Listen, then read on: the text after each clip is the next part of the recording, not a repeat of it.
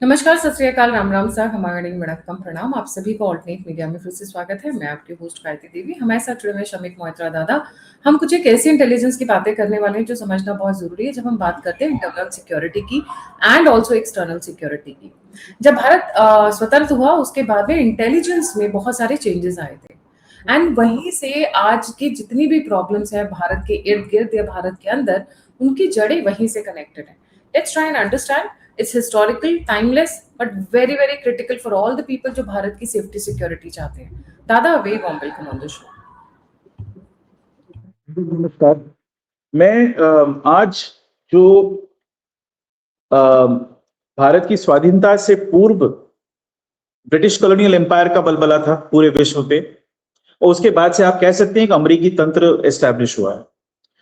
लेकिन मेरा जो हिसाब है, मेरा जो नजरिया है फ्रॉम अ जियोपॉलिटिकल पर्सपेक्टिव, वो ये है कि वो तंत्र थोड़ा सा बदल गया है, उसके कार्य करने की शैली बदल गई है, लेकिन जो कंट्रोल है, पावर है, उन्हीं लोगों के हाथ में है जो पहले था। थोड़ा सा मान लीजिए एक ग्रुप था, उसमें से यहां चला गया, लेकिन ग्रुप वही है, उसमें कोई तब्दीली नहीं हुई। जिसको हम पहले कहते थे, आजकल यूएस डीप स्टेट का बहुत वो नाम चला हुआ है, लेकिन हम लोग इसको जियोपॉलिटिकल सर्कल्स में एंग्लो अमेरिकन एंटरप्राइज भी कहते हैं, एएई। ओके। और इसको इसके जो पॉलिसीज थे, जो कंट्रोल मैकेनिज्म्स थे, उसमें से एक मुख्य कंट्रोल मैकेनिज्म था इनके गुप्तचर विभाग। देखिए, यूरोप के जितने भी साम्राज्यवादी ताकतें थी, कॉलोनियल पावर्स थे, जिनके पास एम्पायर्स थी अफ्रीका, एशिया वगैरह में, इनके सबके पास अच्छी सेना तो थी ही, और उनके पास military capacity backed by industrial capacity, ये सब तो था ही। लेकिन उनका जो गुप्तचर विभाग था वो बहुत ही इफेक्टिव होता था। हमें ये कभी नहीं सोचना चाहिए कि इन लोगों को पता नहीं रहता था, या हमारे देश में या दूसरे देशों में हमारे ही बीच में कुछ लोग ऐसे नहीं थे जो इनकी सहायता करते थे, मदद करते थे, विश्वासघात करते थे। ऐसे विश्वासघाती हर जगह मिलते हैं। और आज भी जो गुप्तचर विभाग काम करते हैं, तो पाकिस्तान के अंदर जैसे अननोन गनमैन का प्रभाव है, तो वो लोग एक तरह से उस तंत्र के साथ विश्वासघाती कर रहे हैं। तो विश्वासघात एक बहुत बड़ा हथियार था इनका। दूसरा था कि हम किसी तरह से जो गणमान्य व्यक्ति हैं उनको कॉम्प्रोमाइज कर दें, या तो पैसे के लालच से, या उनके किसी बहुत ही गहरे राज से, गुप्त राज से जो उनके लिए क्षतिकर हो, उनके रेपुटेशन के लिए क्षतिकर हो, ये सब चीजें वो अपनाते थे। लेकिन एक चीज और होता था इनका, और वो था असैसिनेशन, हत्या। वो ये भी, इसका भी उपयोग करते थे। और फाइनली तीसरा जो चीज है वो था कि वक्त वक्त पे आप लोग देखेंगे, और केवल भारतवर्ष में नहीं है, हर जितने भी कॉलोनियल राष्ट्र थे, सडनली किसी एक व्यक्ति का आविर्भाव होगा जनता में से, जो उनका मसीहा बन के निकलेगा। कभी कभी वो मसीहा खड़ा करके उसके इर्द गिर्द एक आर्म्ड रेबेलियन बनाते थे, और फिर कॉलोनियल ताकतें आके उसको बड़े आराम से क्रश कर देती थी, और फिर जनता भी हतोद्यम हो जाती थी। या फिर आर्म्ड रेबेलियन नहीं होता था, 19वीं शताब्दी के अंत के चलते आर्म्ड रेबेलियंस कम हो गए और पॉलिटिकल प्रोटेस्ट्स चालू हो गए। तो पॉलिटिकल प्रोटेस्ट, पॉलिटिकल मूवमेंट, राजनीतिक एक संगठन, उसको भी नेतृत्व करने के लिए कोई ना कोई आविर्भाव होता था, जो एकदम लोगों के उनके पास जो पहले के अनुमान थे उसके विपरीत। जैसे हमारे देश में गांधी, मोहनदास करमचंद गांधी, वो एक ऐसे व्यक्ति हैं जिनका आविर्भाव साउथ अफ्रीका, दक्षिण अफ्रीका से होता है, और जहां पे अफ्रीका वो में कुछ भी नहीं थे, कुछ भी नहीं था। और सडनली वो एक बहुत बड़े महान व्यक्तित्व के रूप में उनको प्रेजेंट किया जाता है, और भारतीय अखबारों में उनकी बड़ी चर्चाएं होती हैं। जो देखिए, उस समय कांग्रेस का ही था लीडरशिप, तथाकथित इंडिपेंडेंस मूवमेंट का, एटलीस्ट होम रूल का। तो उसमें नरम दल गरम दल होता था। तो नरम दल में गोखले साहब थे, गरम दल में तिलक वगैरह, फिर विपिन पाल, बिपिन चंद्रपाल, लाला लाजपत राय, ये गरम दल में थे। तो नरम दल वालों ने पहले गांधी जी को इंट्रोड्यूस किया। ये भी आप देख लीजिए, उनका जो इंट्रोडक्शन हुआ to the Indian National Congress plenary, जहां पे उन्होंने अपनी वक्तृता दी, एक स्पीच दिया, उसके बाद आगे चल के दूसरे सभा में उनको बुलाया गया और फिर वो जुड़ गए। वो नेता के रूप में उभर गए। सडनली सब कहने लगे ये तो महान व्यक्ति है, ये तो इतना बड़ा त्यागी है, यही है जो हमें मुक्ति का मार्ग दिखाएगा। आप लोगों को याद रखना चाहिए इनका आविर्भाव उस समय हुआ जब 1905 के बंग भंग आंदोलन और उससे पहले चापेकर बंधुओं का जो सशस्त्र आंदोलन था, फिर अनुशीलन समिति की गठन होती है, गदर पार्टी की गठन होती है पंजाब में, अनुशीलन का बंगाल में, और तरह तरह के ऐसे विद्रोही ग्रुप्स थे। तो ये आर्म्ड थे, तो वो हिंसा पे उतारू थे। उनका जैसे होता है, मतलब ज्यादातर जो लोग अपना किसी एक विदेशी ताकत को उखाड़ के फेंकना चाहते हैं देश से, वो हिंसक आंदोलन ही होता है। तो एक सेफ्टी वाल्व मिल गया।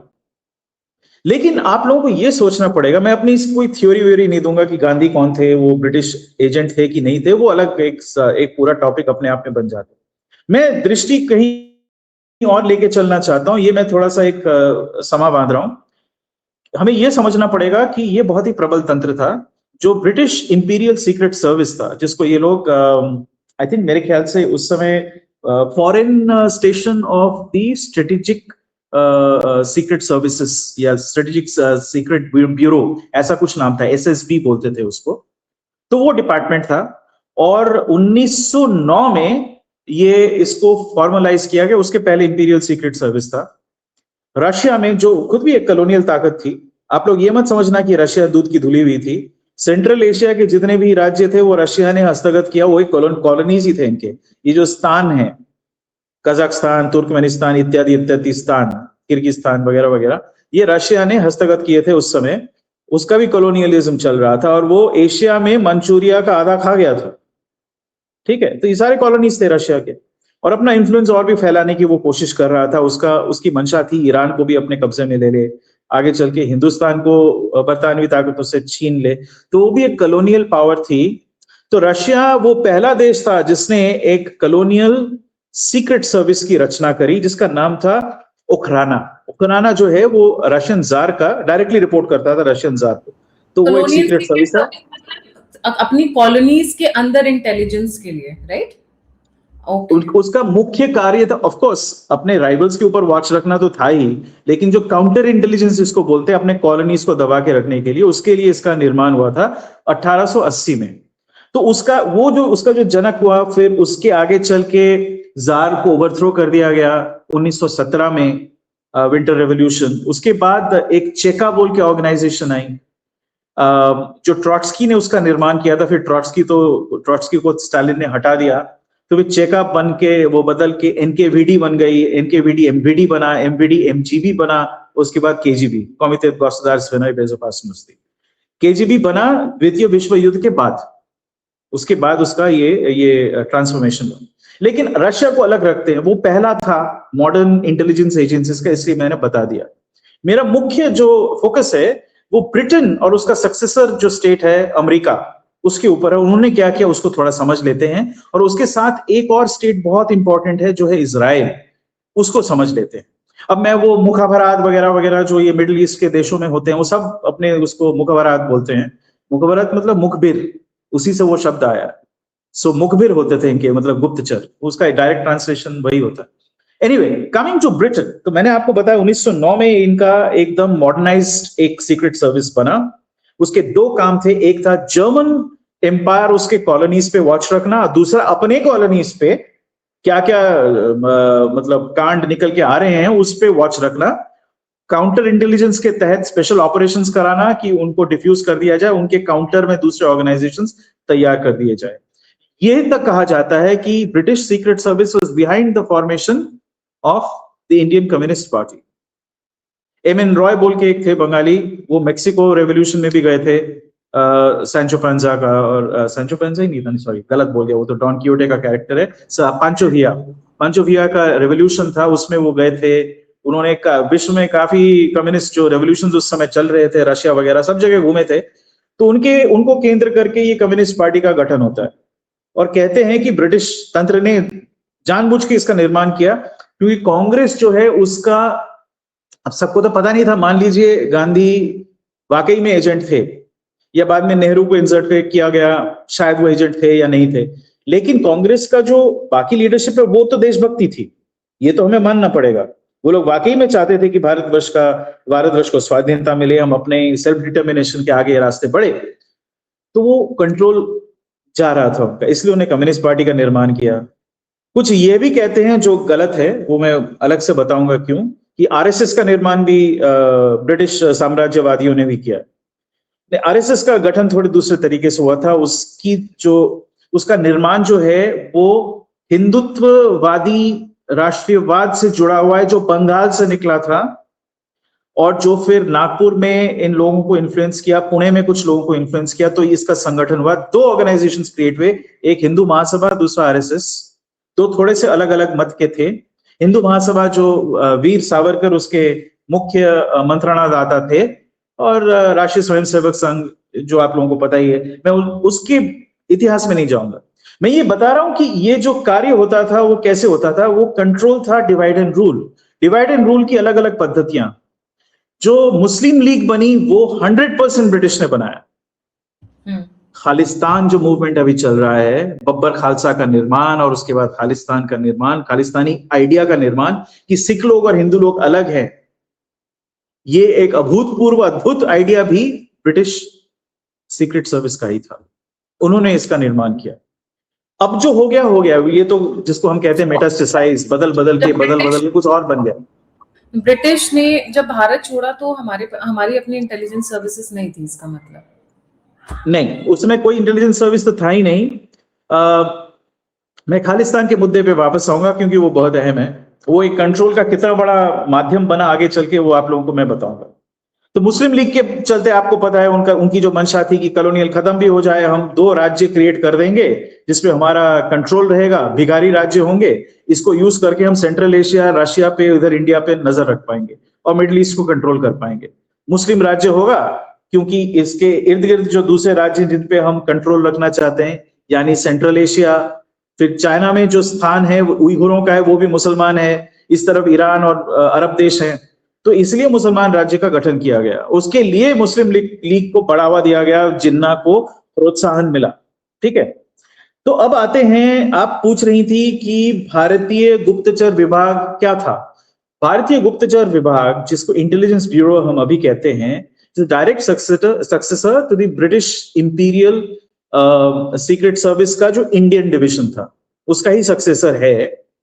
और अचरज होगा कई लोगों को जान के कि 1959 तक, 1959 या 1960 तक एक अफसर होता था ब्रिटिश MI6 में, जो सक्सेसर ऑर्गेनाइजेशन था वो SSB का, जो वहां पे एक इंपीरियल लिएजन ऑफिसर, ये एक पद था, ILO, उसको रिपोर्ट करता था ये IB का जो हेड होगा, IB का जो डायरेक्टर है। IB के अंदर बाहरी इंटेलिजेंस यानी फॉरेन इंटेलिजेंस, डोमेस्टिक इंटेलिजेंस दोनों था, कोई सेग्रीगेशन नहीं था। Military intelligence was totally separate, it was divided into army, air force and navy, अलग अलग इंटेलिजेंस थे उनके। तो ये सारा एक डिस्पैरेट स्ट्रक्चर था, लेकिन IB का डायरेक्टर हर महीने रिपोर्ट भेजता था टू द ब्रिटिश ILO। यानी कि ब्रिटेन ने क्या वाकई में इंडिया को इंडिपेंडेंस दिया था या सिर्फ ट्रांसफर ऑफ पावर हुआ था? ये भी एक चर्चा का विषय है जो हमें अध्ययन करना चाहिए। मैं आप सबको प्रोत्साहित करूंगा, आप लोग जाके देखें इंस्ट्रूमेंट ऑफ जो पार्लियामेंट में उन्होंने पास किया था, उसके बाद क्या हुआ था, उसका क्या पास किया था एग्जैक्टली, और उसके बाद क्या हुआ। क्या वो एक लॉफुल इंस्ट्रूमेंट ऑफ एक्सेशन था, कुछ और था? क्यों पटेल जी को जाके सारे प्रिंसली स्टेट्स को अलग अलग फिर एब्जॉर्ब करना पड़ा? वो कौन सा चक्रांत था? तो ये सारे बहुत जटिल विषय हैं, इसलिए मैं इनमें नहीं जाऊंगा। तो अब आते हैं भारत में गुप्तचर विभाग, जो फॉरेन इंटेलिजेंस सर्विसेज है, उसका निर्माण होता है 1969। 1968 में उसका काम चालू होता है, 69 में वो संगठित होता है। IB के एक बहुत बड़े अफसर थे, मिस्टर काउ, RN काउ था उनका नाम, तो उन्होंने इसका गठन किया और इसका ट्रेनिंग जो है इजराइल के मोसाद ने दिया, जो हमारे एजेंट्स थे इन इंटेलिजेंस एंड काउंटर इंटेलिजेंस। अच्छा, मैं अब एक बात मोसाद के बारे में बता के वापस इस टॉपिक पे लाता हूं। मोसाद बहुत सिग्निफिकेंट है, सारे तारे जुड़े हुए हैं, मैं आपको समझा दूंगा। मोसाद जो है उसका जो गठन हुआ था वो डिसंबर 13, 1949 में। Israel became independent in 1948, India 1947। Britain से ही मिला बाय द वे ये तथाकथित इंडिपेंडेंस। और इजरायली टेरिटरी जो था उसमें अरब भी रहते थे, जू भी रहते थे, लेकिन जूस को वो बाल्फोर डिक्लेरेशन जो 1919 का था उसके तहत उनको ये अधिकार मिला कि एक नैरो स्ट्रिप ऑफ लैंड उसमें आप एक जूइश स्टेट बनाओगे जहां पे दुनिया भर के यहूदी आके वहां रह सकते हैं बतौर सिटीजन के। और जो बाकी इलाका है जो जॉर्डन के वेस्ट बैंक में स्थित है, जिसको एक्चुअली ओरिजिनल ज्यूइश टेरिटरी आप कह सकते हो, उसका नाम जुडिया समरिया था, जिससे वो जूड यानी यहूद नाम आता है, वो अरबियों को दे दिया गया। ठीक है, जिसके चलते ये फलस्तीनी मुक्ति युद्ध तथाकथित चालू हो गया। तो इस समय मोसाद का गठन हुआ, लेकिन मोसाद का जो बैकग्राउंड है मैं आप लोगों को समझा देता हूं। मोसाद का मैं नाम बताता हूं, उसका नाम है initially it was central institute for cooperation, यानी इंटेलिजेंस को चारों तरफ से गैदर करके रिपोर्ट बनाना, उतना ही। लेकिन बहुत ही तुरंत 2 साल के अंदर, 2 साल भी नहीं 1.5 साल के अंदर अप्रैल 1991 में उसका नाम चेंज करके institute for intelligence and special operations रखा जाता है, और जो डायरेक्टली पीएमओ के नीचे काम करती है। ये दुनिया का एकमात्र गुप्तचर विभाग है जिसके नाम में ही स्पेशल ऑपरेशंस है। स्पेशल ऑपरेशंस का मतलब hit squads, black ops, assassinations, stirring up trouble, मतलब वो उसका काम है, उसका कॉन्स्टिट्यूशनल काम है। So it is tasked to do special ops. बाकी ये फिल्मों में जो दिखाते हैं वाईआरएफ के बकवास यूनिवर्स में, वो सब काम जो है वो एक्चुअली रॉ का नहीं है। फॉर एग्जाम्पल रॉ का काम होता है इंटेलिजेंस और काउंटर इंटेलिजेंस, प्लस जहां जरूरत पड़े ट्रेनिंग देना या कुछ सप्लाई करना, कुछ मदद करना, ऑर्गेनाइज करना। एक्चुअली जाके ठा करके लोगों को उड़ाना नहीं है, बाजूका लेके टैंक पे चढ़ जाना, ये सब नहीं होता है। वो सब बकवास, ठीक है, फिल्मी बकवास है, वो कभी भी नहीं होता है। और ना ही वो 6 पैक एब्स लेके घूमते हैं। एक एवरेज रॉ एजेंट को देखोगे वो मनोज वाजपेयी जैसा दिखता है, जैसे वो फैमिली मैन में है वैसा ही दिखता है वो, आपको पता भी नहीं लगेगा। सड़क पे आपके पास से गुजर जाएगा, आप देखेंगे भी। वो होता है असली गुप्तचर जो घुल मिल सके। हाँ, उसको इतनी ट्रेनिंग है कि वो he can hold his own, वो अलग चीज है, लेकिन वो उसका काम नहीं है। अच्छा, तो वापस इस टॉपिक पे मैं ये आपको बताता हूं कि जो मोसाद है, जो ब्रिटिश इंटेलिजेंस सर्विस थी, वो दुनिया में बहुत जगहों से रिट्रीट कर जाती है, और ब्रिटेन का जो इंपीरियल पावर है उसके जो तंत्र थे, यानी कि गुप्तचर तंत्र, इंस्टीट्यूशनल नॉलेज, कई सारे basis, military bases across the world, वो सारा का सारा अमेरिका को ट्रांसफर कर देती है ब्रिटेन। ओके, अमेरिका में एक ऑर्गेनाइजेशन था OSS, office of strategic services, जो 1942 में उसका गठन हुआ था, द्वितीय विश्व युद्ध के समय। उसका एक उत्तराधिकारी बना छोटे समय के लिए, 1 साल के लिए 1946 में, called CIG, central intelligence group. और 1947 में, जिस वर्ष भारत को आजादी मिली, एंड प्लीज रिमेंबर, ये कोई घाना को आजादी देना और बुर्किना फासो को आजादी देने वाली बात नहीं है। भारतवर्ष मतलब the largest colony in the history of humanity, मानव के इतिहास में सबसे बड़ी कॉलोनी, एक महादेश के जैसा आकार जिसमें दुनिया के सबसे अधिक लोग रहते हों। मतलब ज्वाइंटली तो उतने ज्यादा ही रहते हो, चाइना से ज्यादा ही थे, वो विभक्त हो गया इसलिए कम दिखने लगे। ओके, तो उसका टूट के एम्पायर से अलग होना, फिर उसको कंट्रोल करने के लिए उसका विभाजन करना, और फिर गुप्तचर विभाग का दायित्व, भार उसको दे देना उस देश को जिसके पास पैसे थे उस वक्त, जो सक्षम थी, यानी कि America. CIA. Yes, CIA. So what happened is MI6 and CIA became effectively parallel sister agencies. इनका जिस लेवल पे कोऑर्डिनेशन होता है और किसी एजेंसी का विश्व में नहीं होता है, यद्यपि ये दोनों एक अलग अलग देश के सॉवरेन देश के एजेंसीज हैं, गुप्तचर विभाग हैं। ब्रिटेन में एक और चीज है कॉल्ड GHQ, जनरल हेडक्वार्टर्स। वो आर्मी का हेडक्वार्टर्स है, लेकिन वो है लिसनिंग पोस्ट। वो दुनिया का, विश्व का सबसे बड़ा लिसनिंग पोस्ट है। उसका इलेक्ट्रॉनिक जो फुटप्रिंट है, जो इलेक्ट्रॉनिक मैसेजेस कहीं से भी आ रहे हो, चाहे वो बेतार के माध्यम से हो, मोबाइल नेटवर्क पे हो, टेलीकॉम नेटवर्क पे हो, आजकल इंटरनेट के द्वारा कई सारे चैनल्स हैं, गेमिंग रूम, चैट रूम इत्यादि इत्यादि, हर चीज को वो गैदर करती है और उसका एनालिसिस करती है। और ये वो द्वितीय विश्व युद्ध के समय से कर रही है। नॉमिनली वो ब्रिटिश आर्मी का एक डिविजन है, लेकिन वो काम करती है MI6 के साथ। तो ये दो जो है ना, इनका काम अब इस इतने में सीमित रह गया कि वो जेम्स बॉन्ड नहीं भेजते अब दुनिया भर में। वो एक काल्पनिक चरित्र है। The 00 branch did exist by the way, वो काल्पनिक नहीं है। लाइसेंस टू किल जेन्युइन था, पर वो खत्म हो गया, वो प्रोग्राम आजकल नहीं है। ये क्या करते हैं, ये इंटेलिजेंस गैदरिंग करते हैं और मंत्रणा दाता हैं, सबसे बड़े एडवाइजर्स हैं सीआईए और दूसरे उनके साथी ऑर्गेनाइजेशंस के। उस पे भी मैं आता हूं।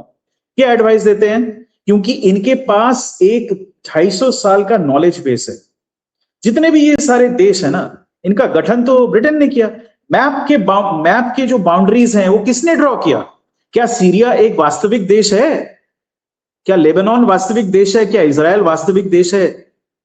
क्या Iraq, modern Iran, Saudi Arabia, Qatar, UAE, okay, क्या ये एक्चुअली वास्तविक यही बाउंड्री थे? ये पुराने सिविलाइजेशनल स्टेट्स हैं? जी नहीं। उनके पास 250 साल का डेटा है, काफी बड़ा डेटा। हाँ, एक मिनट, 250 साल के डेटा पे वापस आ रहा हूं। मैं कह रहा हूं कि इन सब देशों का गठन किया ब्रिटेन ने, और इन देशों के अंदर, जैसे आप एक सिंपल एग्जांपल ले लो, 4 देश हैं, तुर्की, सीरिया, इराक, ईरान। 4 देश के अंदर कुर्दिस्तान बोल के एक एंशिएंट राष्ट्र, जो अब तक राष्ट्र है, उसको बांट दिया। तो क्या हुआ? कुर्दिस्तान हमेशा एक शूल की तरह रहेगा in the backs of Turkey, the ex Ottoman empire, in the back of Syria, Iraq and Iran. अब आप समझ रहे हो कि कंट्रोल फिर भी अपने पास कैसे रखा है? ऐसे रखा है। तिब्बत के साथ संधि करी और कहा कि ये इंडियन प्रोटेक्टोरेट है। ठीक है, ये किया था ना ब्रिटेन ने, तिब्बत के साथ संधि करी थी। तिब्बत को चाइना ने टेक ओवर कर लिया, हमारे नेहरू ने करने दिया। क्यों? आप लोग पूछिए ना, क्यों? क्या नेहरू वाकई में एंटी नेशनल था या उसको ये ऑर्डर्स मिलते थे? कश्मीर कह रही है कि भैया मैं एक्सीड करना चाहता हूं, नेहरू कहते नहीं, मैं यूएन जाऊंगा। ये बुद्धि कहां से आती थी उसको?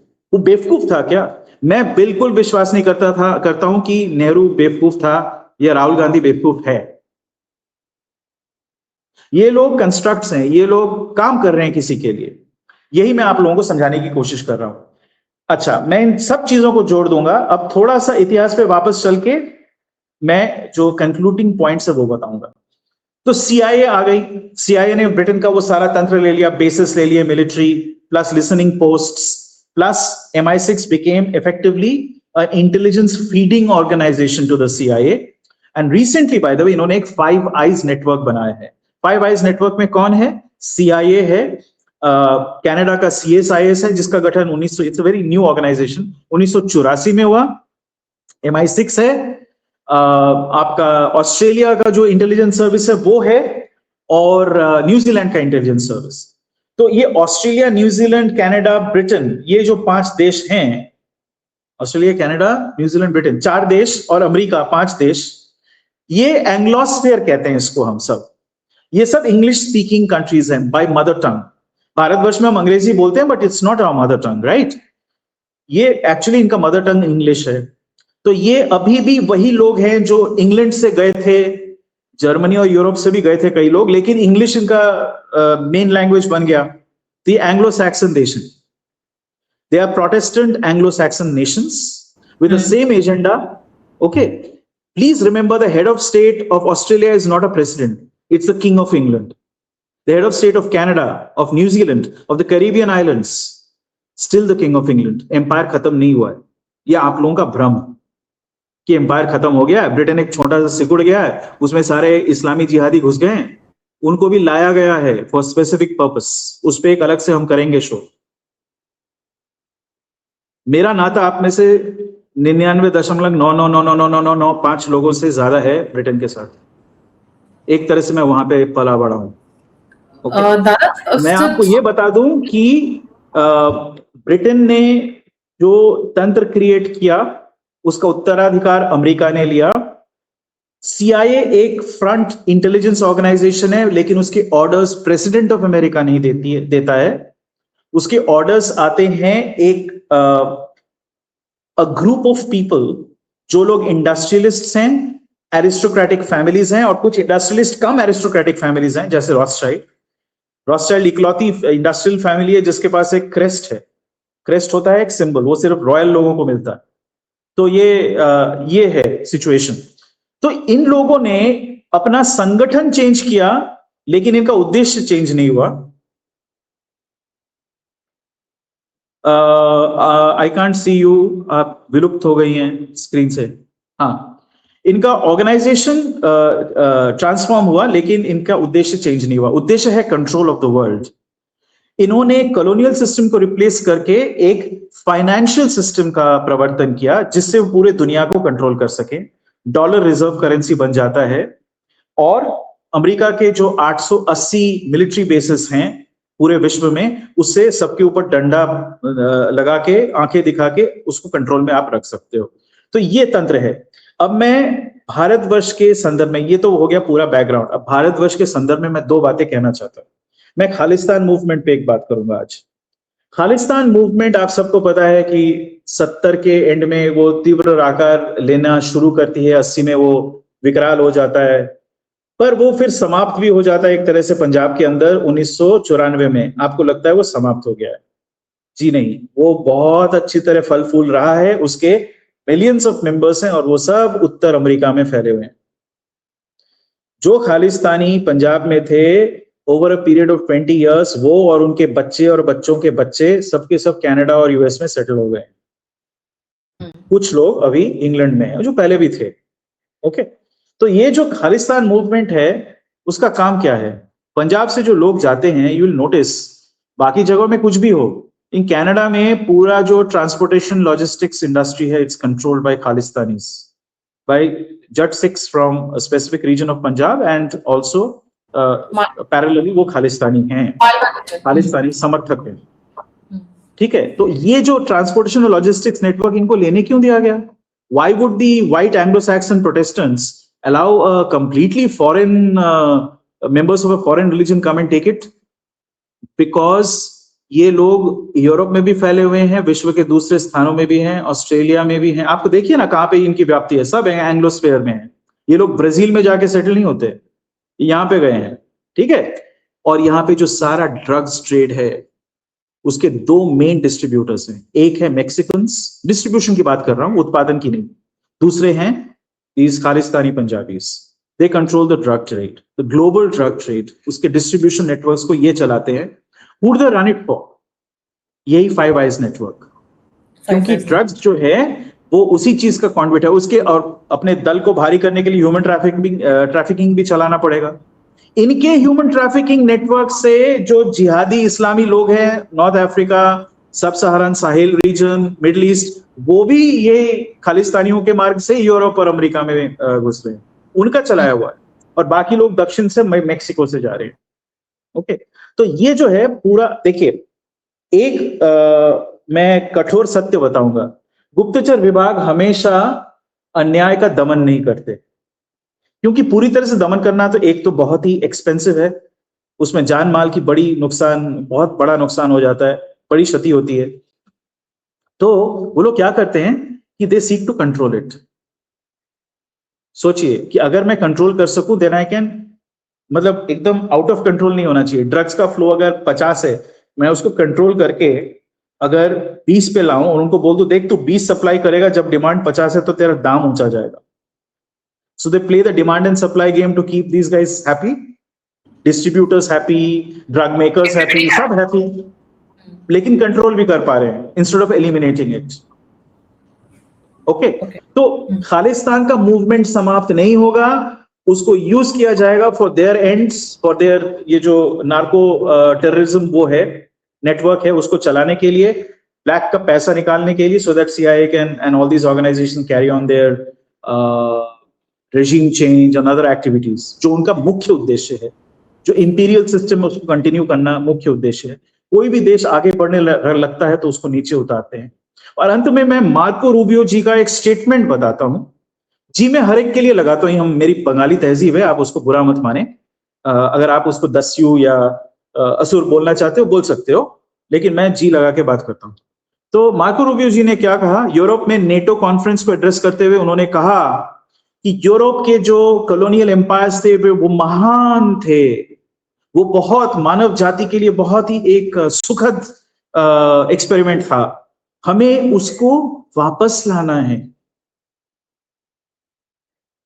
ये पब्लिक डिक्लेरेशन है। और उन्हीं का जो डेप्यूटी सेक्रेटरी है, भारतवर्ष में आके ओआरएफ के कॉन्फ्रेंस में ओपन स्टेज पे सबके सामने ऐसे फैल के बैठ के बोलता है, हम भारत को उठने नहीं देंगे। Understood, that is what their intentions have और ऑलवेज वो बीन। ऐसा कर सकते हैं, ऐसा कर सकते हैं ऐसा जी कर सकते हैं। जी। So thank you so much दादा फॉर ज्वाइनिंग। इंटेलिजेंस, जैसा भी दादा ने कहा, जो एक मुझे बहुत अच्छी लाइन लगी कि इंटेलिजेंस को ही फॉलो कर रहा है पूरा का पूरा इन लोगों का illegal financial setup and legal financial setup. और भारत का जितना भी डेटा था, जितनी intelligence has been pass on to one Canada, Australia, USA, and उनके थ्रू आईएसआई को पास ऑन किया गया, who is there tool, MI6 ने किया। MI6 is the networking organization. Thank you so much दादा for joining. जाने से पहले सभी व्यूअर्स से रिक्वेस्ट है, लाइक, सब्सक्राइब और शेयर करना ना भूलें। अगर आप मुझे कंट्रीब्यूट करना चाहते हैं तो दिए हुए नंबर यूपीआई पे आप मुझे कंट्रीब्यूट कर सकते हैं। आप मुझसे जुड़ना चाहते हैं तो सभी लिंक्स डिस्क्रिप्शन बॉक्स में। इसी के साथ जय हिंद, जय श्री राम, हर हर महादेव। ओम नमः शिवाय, जय हिंद।